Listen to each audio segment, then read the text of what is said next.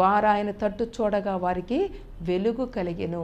నీ జీవితాలలో ఎటువంటి పరిస్థితుల్లో ఉన్నప్పటికీ కూడా ఆ పరిస్థితి అంతటిని విడిపించుటకు నా దేవుడు సమర్థుడు. కాబట్టి మనం ఏం చేయాలంటే ఆయన తట్టు చూడాలి, ఆయన తట్టు చూడాలి.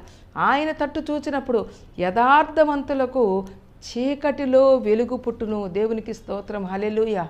నువ్వు యథార్థమైన జీవితం జీవించినప్పుడు ఒకవేళ సాతానుడు నీ మీద చీకటిని మరి ఆ యొక్క మచ్చను అలా వేసినప్పటికీ కూడా ఆ చీకటిలో నీకు ఏమవుతుందంట, వెలుగు కలుగునని చెప్పి దేవుని వాక్యం తెలియజేయబడుతుంది. కీర్తనల గ్రంథము 112వ అధ్యాయము 4వ వచనం.